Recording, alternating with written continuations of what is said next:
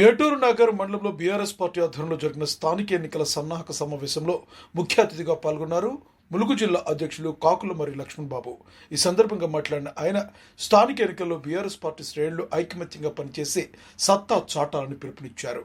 6 గ్యారంటీలతో 420 హామీలతో ప్రజలను మోసగించిన కాంగ్రెస్ ప్రభుత్వం రైతులు, మహిళలు, నిరుద్యోగులు, సబ్బండ వర్గాలను నిరాశలో ముంచిందని ఆరోపించారు.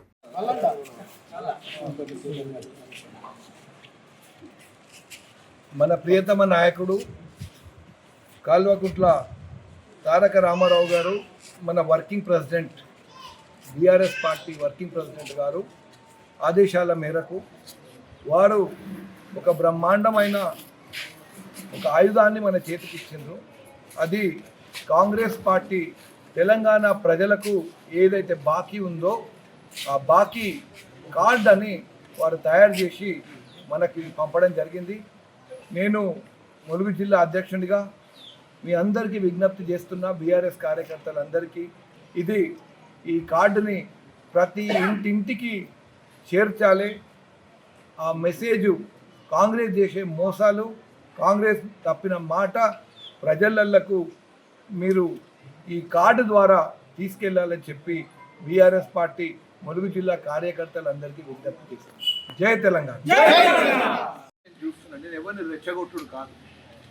వేరే దేశాలలో మనం చూస్తున్నాం, ప్రజలకు వ్యతిరేకంగా ఎవడైతే పోతాడో, ప్రజలని ఇబ్బంది పెట్టేటోడు ఎవడైతే ఉంటాడో, ప్రజా ఉద్యమాల ద్వారా వాళ్ళని తొలగియబడుతుందని చెప్పి మీ అందరికీ గుర్తు చేస్తున్నాను.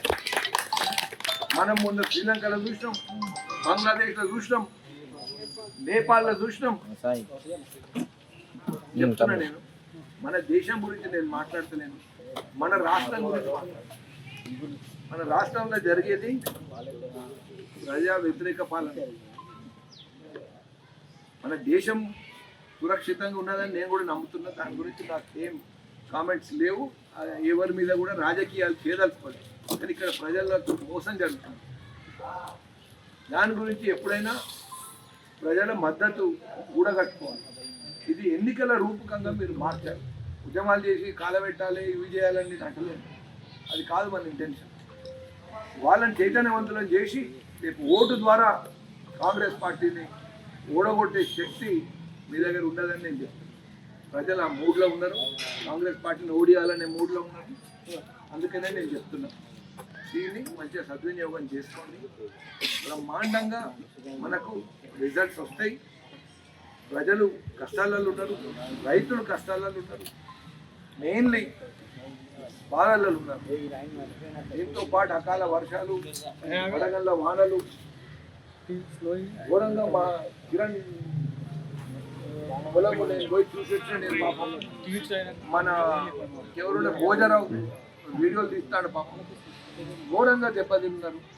చెనక్కుంటకు పోతేనైతే ఆడ మన నరసింహసాగర్, మా మంగపేట సోదరులు 1000 ఎకరాలు వడగండ్ల వానకు పోయి 10,000 రూపాయలు ఇస్తామని చెప్పి ఇంకా కూడా రూపాయి దిక్కులేదు ఈ ప్రభుత్వం అని చెప్పి మీకు చెప్తాను.